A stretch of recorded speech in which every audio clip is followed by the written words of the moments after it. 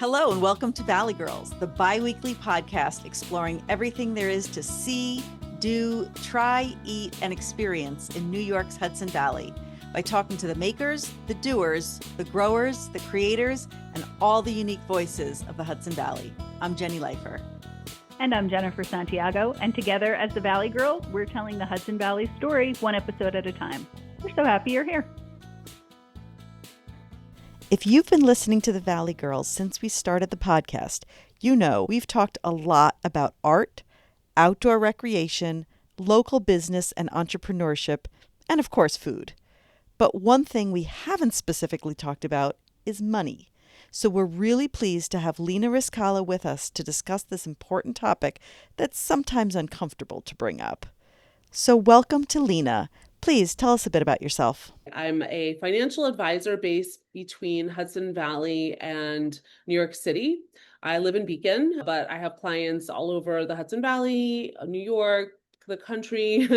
And I've been in the financial industry for almost 25 years, but just a financial advisor for about 5. So conveniently, I started my business right when the pandemic started. And I started it very unusually, like midlife with no clients. So it was really like me having to scrape around and hustle and try to build a book, which has been very challenging, but also very gratifying because at this point in my life, I get to like kind of choose the people that I want to work with. And it's just been a really wonderful adventure. One of the things that I guess I fell into, it was part of one of my niches when I started the business, but I guess I just started getting more and more clients and they were women. So it was a lot of women in midlife between 40s and 60s, people that were going through a divorce or had just gotten through a divorce, people that were starting businesses, their children were leaving the house and they just were up for the next challenge and adventure. And they wanted to get more of a grasp of their money and where they stood and what they should be doing better. So that's just a wonderful, I don't know, just amazing clients. I learned so much from them. And women tend to be very curious and inquisitive, so they really keep me on my toes. Yeah. So when you first reached out to us, you said, hey, this would be a great episode if we chatted about women and money. And I love that. And I love your whole story about starting your business in midlife. Basically, you started from scratch during the pandemic. Very scrappy story. We love that kind of stuff. But why are we here talking about women and money? I mean, money is money, right? How is it different for women? What's historically been some barriers for women thinking about money in the ways that you might be trying to get them to think about it?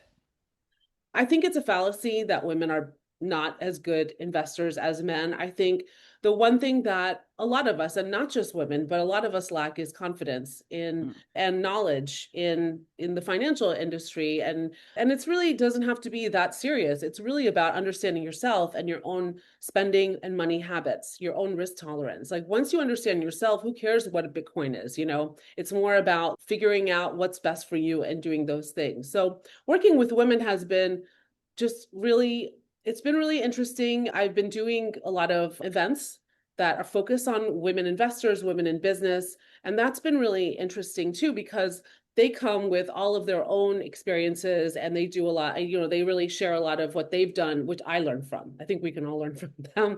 And I tend to love to work with scrappy women as well, like not women that are like, oh, we're just 5 generations that went to Harvard. It's like, that's probably not the people that I work with. It's more people that are new immigrants or people that had to start from scratch and have really built their way up.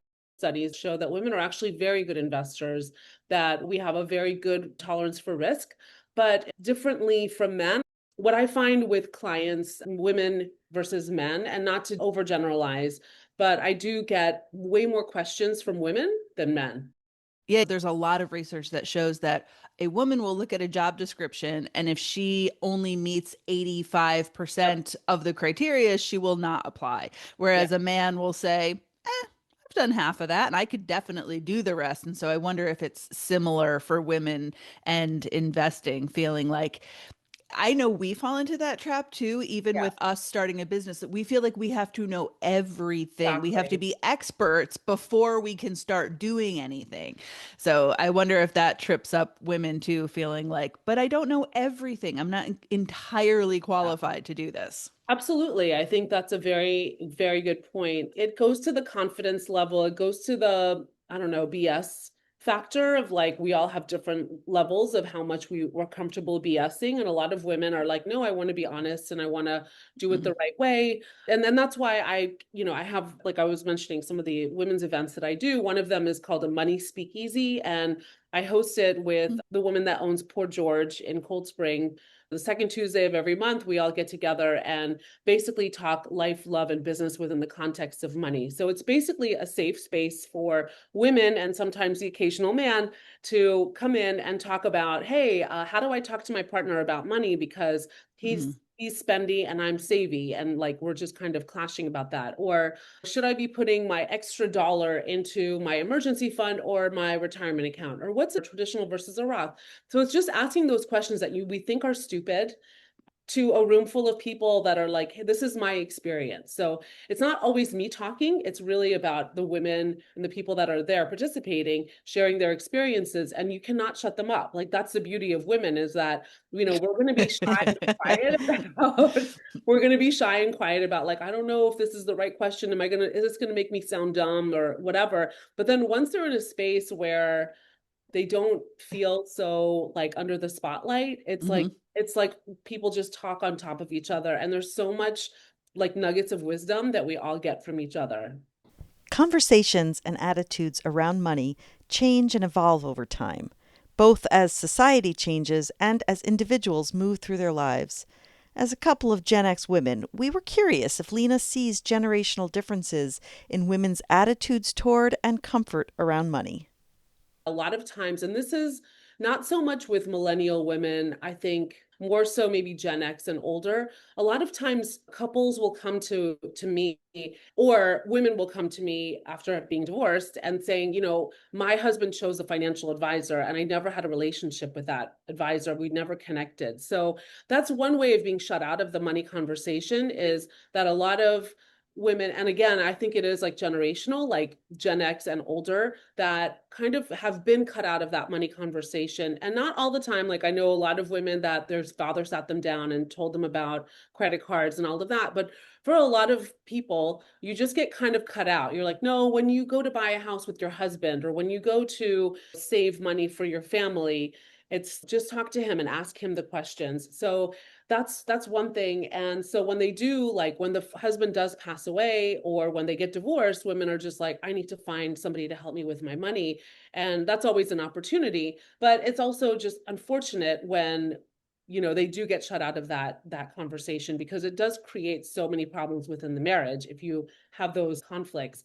The other thing is that women tend to spend for the family. So when women are more in touch with their money and their spending and saving, they tend to make the decisions for the family, not just for themselves alone. So that's probably another factor why they come to money with a little bit more questions, more of a maybe a lower risk tolerance, because they're not just thinking for themselves, they're thinking for their family, and they're thinking big picture and for the future. So I think that's really a big note as well. And as far as the generations, I think what's really important is what's really interesting is there was a big law that was passed in like 2006 or 7 that required employers to basically default new employees into saving for retirement, saving in their 401k. So once you start a new company, the company basically defaults you in and you have to opt out of saving for retirement. So millennials and Gen Z generally have higher savings rates because they're naturally, if you work for a company, you're naturally saving unless you're like, I'm not saving, I refuse, and then you opt Mm-hmm. out. But otherwise, they do. So the millennials clients that I work with, they just seem a little bit more money savvy and proactive.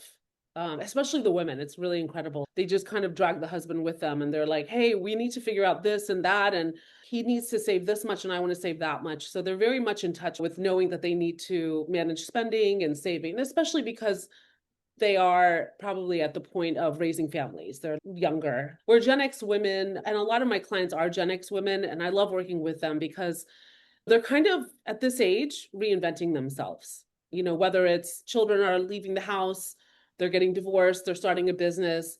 They're like, okay, what's next? What am I doing next? And I think a lot of them are thinking like, I don't know who I was 10 years ago, but this version of me knows what she's doing with her money and saving and taking a little bit more risk and making plans for the future for myself. Yeah, I love all of that. And you talked about women at a certain age or a certain stage in their life and thinking about family and thinking about saving for family and all of that. And one thing that just came to me is when I look at the younger generations, not that they're not getting married or that they're getting married so much older, but that's not their primary focus. They're going to college, they're focusing on getting a degree, they're focusing on starting a career, and not that they don't want to start a family or that they won't maybe even in their 20s or young 30s. It's just that that's not the only or primary focus for them. And that's got to be different too. I think that it's a good thing. I think that's just progress, like where women have come in education and careers. I started in the financial industry in 2000, and I just started working at a company when I started working there in 2000. They had just changed the policy where women can now wear pants. Like, it was crazy. Wow. It was the financial industry is pretty patriarchal. Yes. And very old fashioned. So it was very slow to change, but they still had a woman there that would come to the trading floor and give people massages. Like, it's very on Thursdays. It's very weird. Wow. But I was going to say too, I think one of the reasons why the younger generation, women and men, tend to be more engaged is also because what did they grow up through? They came of age during 9/11. They also graduated during the Great Recession. They're raising their kids during the pandemic. So I think their whole life has been like very much, oh my God, oh my God. So I think they were kind of socialized and forced into caring about being careful, being a little bit more conservative. And actually, that's another note that I made, that millennials tend to be, for their age, they tend to be a little conservative, just in my experience. It's interesting. Because of, I think, their generational experience versus like Gen X. What did we grow up? Like, we grew up when the rate of divorce was at its peak. So we were a very independent generation. We were latchkey kids. We knew how to use a microwave and watch TV and whatever. And what the biggest scandal was, like Monica Lewinsky, or you know what I mean? Like, right. That's like child's play these days. Yeah, right. Poor OJ Monica. Simpson or whatever it was, right? So, right. And it's interesting because I think as you're talking about that, I think about resilience, right? So when you were talking about the millennials, they've been through, or even my kids' generation have been through, maybe not so much the 9/11, but the pandemic and all of that. And there's a certain type of resilience that comes with that. But then you started talking about the Gen X, the latchkey kids, and I'm like, now there's resilience right there. There you go. That's real resilience. Even though we didn't go through that stuff that they went through, but there's still a level of resilience because we had to be independent more so, exactly. Well, just come home when the street lights go on, that kind of thing. Like, we're going to lock the door until the street lights come on, then you can come home and have dinner. That's right. It's right. Find your own lunch, go scrap for some lunch in the woods somewhere. Yeah, exactly. We've got lots more to come from Lena, including the concept of freedom and what it has to do with money, as well as Lena's action plan for getting started. But first, a quick word from our amazing Season 4 sponsor, Bryant Home Improvement. An awesome supporter of the Valley Girls, Matt Bryant can do it all, from small handyman repairs to full-on Pinterest dream rebuilds. He's all about making Hudson Valley homes fabulous, so we can focus on making your podcast feed fabulous. Hey Hudson Valley, whether your home needs a little love or a full glow up, we've got you covered. From quick fixes to full room renovations and everything in between, Bryant Home Improvement delivers top-tier solutions with precision and reliability right here in your backyard. With over 20 years of luxury home building experience, we're all about quality, efficiency, and that local touch that makes the Hudson Valley so special. So if you're dreaming of upgrades as bold as the Catskills or as timeless as the Hudson River, let's make it happen. Your home, our craft. Let's build something beautiful together. Visit us online at BryantHomeImprovement.com. Well, thinking about living through unprecedented times, there was one thing that you said, I think I read it on your website or in your bio somewhere when I was getting ready to talk to you, and you had the most perfectly brilliant statement, so simple: money equals freedom. Mm-hmm. And I feel like, especially for women, you often don't realize that until it's too late. Um, once you're married, your fortunes, so to speak, are hitched to somebody else's. And I personally know women who have stayed in situations that they would have preferred not to stay in because it's extremely difficult to get disentangled. So, how do you interpret that statement, money equals freedom? I mean, I feel like it's a very personal definition. It's like what I think of freedom is going to be different from how you think of freedom and how Jenny thinks of freedom, because we all have our own experiences and our own kind of motivations that we follow. And that's why understanding how you manage money, how you think of money is just so very important. I think one of the biggest like challenges when working with clients is asking them to put together a budget. And I try to make it fancy and deflate it. So I call it like a lifestyle inventory. Sometimes, yeah, you have to put together a budget and be like, okay, I'm only spending this much money on going out. But it's really about doing the inventory and finding out about yourself. Like, how do I spend? Besides the fact that I'm paying my mortgage, my car payment, utilities, and just the grocery store, what else are you spending your money on? And every time people sit down and do it, they're like, I can't believe I'm spending $150 on the internet. I called my company and they're like, oh, you're eligible for a free blah, blah, blah. And it's like so frustrating. Or I guess I go to the wine store a lot. Or, I don't even go to the gym anymore and I'm spending this much money. So you just realize things about yourself. And along the way, you also realize what's really important to you and what's not important to you. So that exercise is a pain in everybody's butt, but extremely it's enlightening, and that kind of is the first step that you have to take before you get to finding what your freedom is and getting there. Because when we're talking about money, a lot of it can be very serious and depressing. Like, do you have debt? How are you going to get out of debt?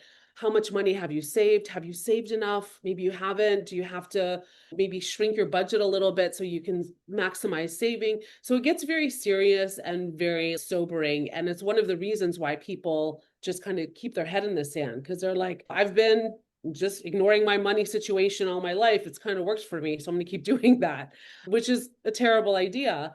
But eventually you get above that. You put your head up and you get above ground and you deal with each issue, not all at once and not immediately, but eventually you take the steps, and that alone is just so empowering. It's not me, your advisor, doing it for you. It's you doing it for yourself.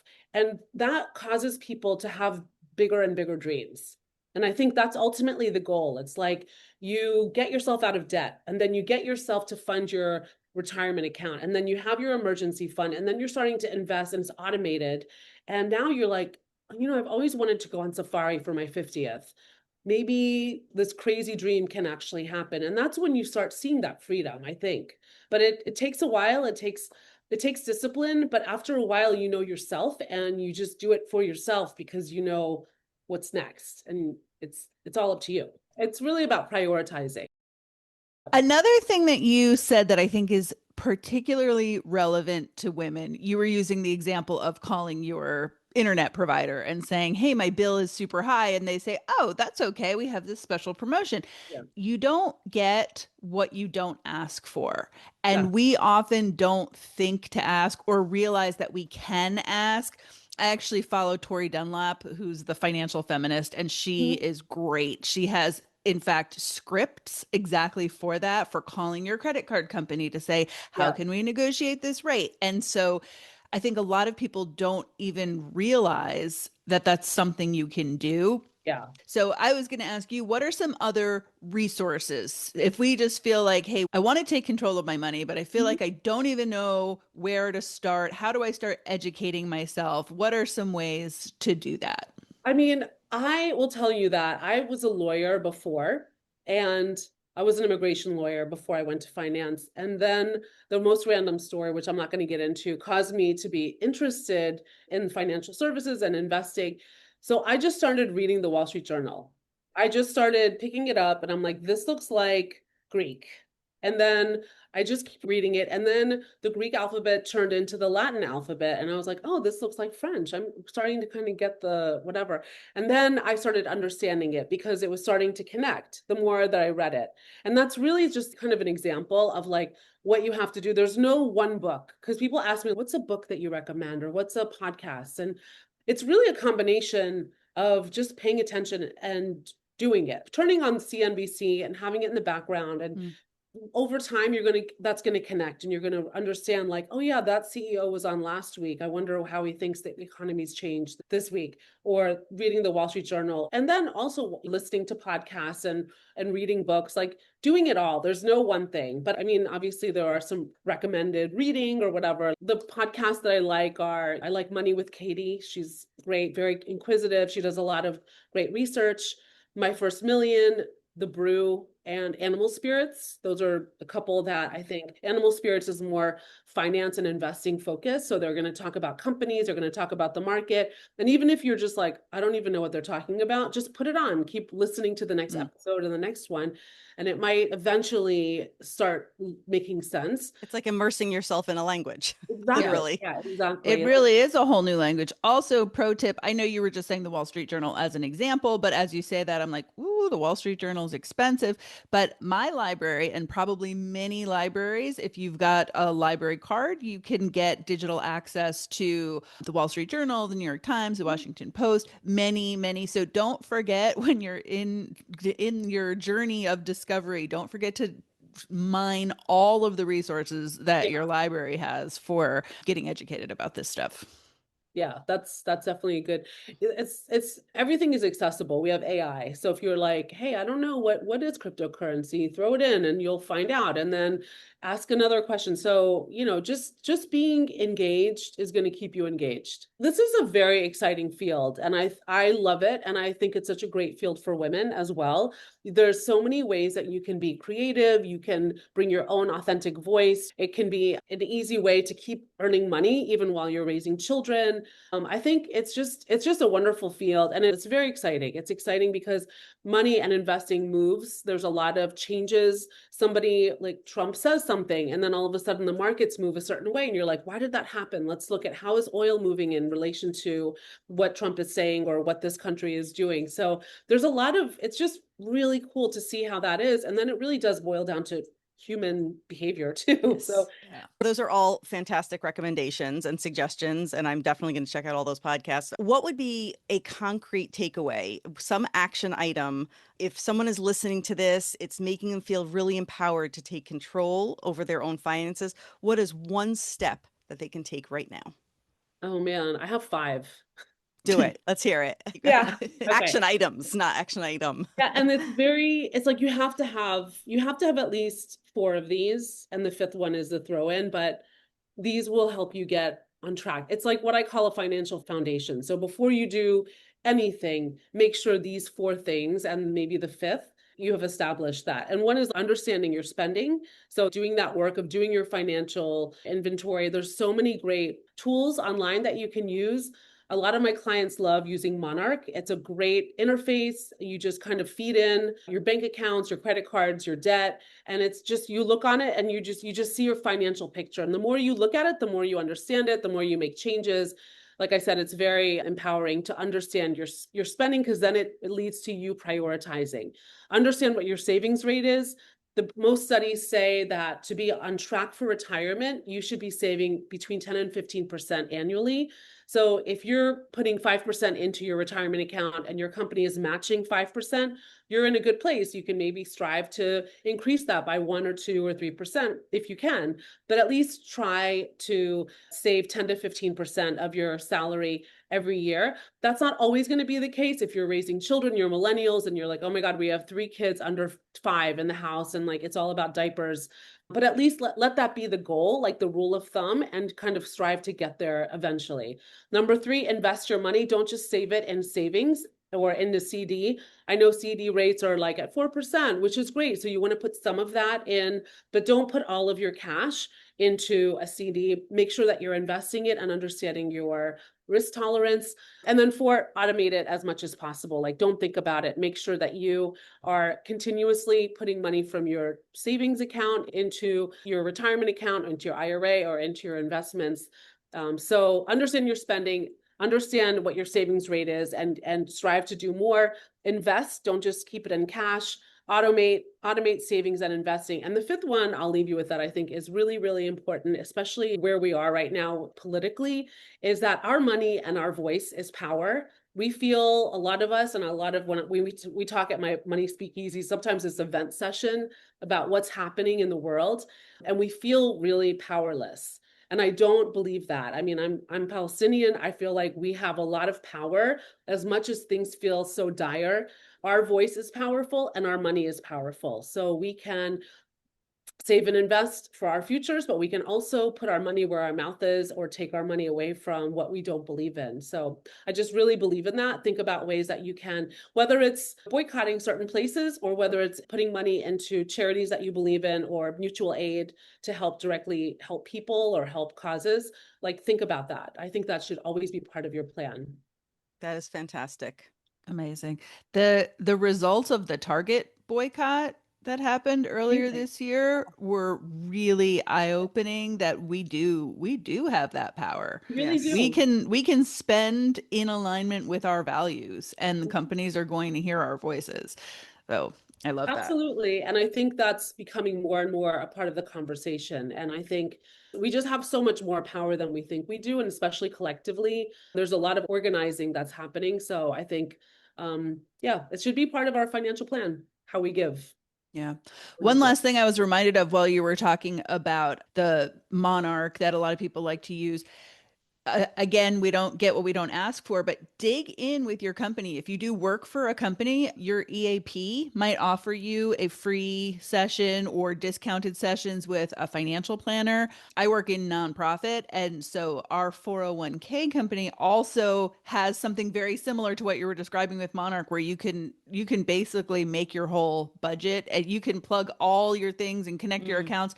And so you're kind of managing everything on one dashboard, including your 401k.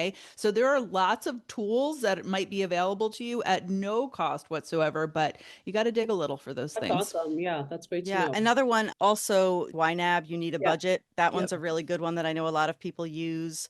But just to what Jen was just saying, so my daughter just started her career. She's working in a hospital up in Albany, and obviously you can put into 401k and this, but she's definitely like one of those, I don't know anything about it, stresses me out. I don't, just head in the sand. So I was helping her go through things so that she doesn't end up head in the sand like I was for decades.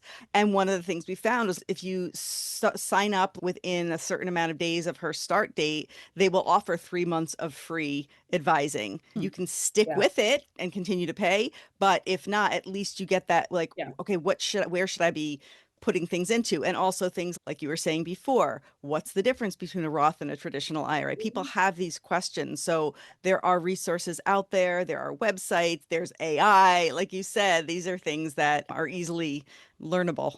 And a lot of companies that do offer 401ks or 403bs, a lot of times their provider does come in to do education. So it's just a matter of how specialized it is, who knows, but it'll give you the basics. And like you're saying, just immerse yourself, like go to the thing, be like, oh yeah, I know that. Yeah, I'm good on budgeting. Good, great, good. Now you know what you already know. Now, what's the next thing you should be learning about? Yeah, ours offers monthly webcasts. I'm sure a lot of companies do have that too. There's so many free resources on the internet. It's like you said, it's just getting exposure to the language of it to start feeling comfortable. You might go to the first 3 webcasts and be like, I don't even know what language that was in, because I don't know those terms, but that's how you learn. And if you're patient with yourself over time, you really will feel empowered. Yeah, there's a woman in the Money Speakeasy that she's been challenging herself for the last, because we were talking about what are our goals for the rest of the year. And she said, my goal for the rest of the year is every day do something to learn about finance. Like every single day, whether it's putting on CNBC or reading an article or listening to a podcast. So every single day she does that. I mean, that's just a great goal to have, because you're immersing yourself and then you just learn so much. Amazing. Yeah, that is amazing. If our listeners want more Lena, where can they find you? Yeah, great. So like I said, I run a money speakeasy where we talk about life, love, and business within the context of money. It's the second Tuesday of the month in Cold Spring at Port George. Kata Goulet and myself, we co-host it. It's free. It's from 6 to 8. You just roll in. It's the store looks closed, but you roll in. We have cocktails, and it's like a group of women, usually 10 to 18 people show up, and we just kind of like have a great, we become like a wonderful community. I also have a kind of a newsletter based on that. So based on what we talk about, I'll do a little more research. I'll share a slide. We'll do a little more in-depth talk about that. So if you want to be part of that like newsletter, you can email me, Rizkallah@contewealth.com, and I can put you on that newsletter. I also do a Women in Business Busting Barriers panel every March in Beacon at the Howland Cultural Center. It's 4 amazing women in business that have amazing stories, that share their success and failures and problems and how they overcame all of that. Great stories, fabulous women. This is going to be our 5th year doing it, so it's going to be really exciting. And then in September, I've been doing this in New York City as well. So it'll be my 3rd year this September doing a Women in Business Busting Barriers. Just again, a way to like highlight women in business and their voices and how they've come to create successful businesses and what they do when they see obstacles. It's just something you can learn from. It's more scrappiness, more hustle, So those are the things. Otherwise, I'm happy to meet with people and consult with. I usually offer like a 30-minute consultation for free, just to kind of get a grasp of what your challenges are and, and give you some next steps. Amazing. Amazing. I'm so glad that you found us and we got to talk to each other. Thank you so much. Thanks for the opportunity. It was nice meeting you guys. Thanks so much, Lena. And thank you to everyone for listening. Please like and subscribe, rate and review, because as we know, it all helps tremendously. Do you love the Valley Girls? Tell a friend. Have ideas for the podcast? Tell us. The easiest way to chat with us is our Facebook group, Valley Girls Podcast Pod Squad, or you can contact us through our website, valleygirlspodcast.com, where you can also sign up for our newsletter so you never miss a thing. And of course, we're on Instagram at valleygirlspodny. We can't wait to hear from you. Oh, and do you love our theme music as much as we do? The music for this episode is by Robert Burke Warren, entitled Painting a Vast Blue Sky, and can be found on his album Redheaded Friend, available on iTunes and Spotify, and at the link in the show notes. Bye for now.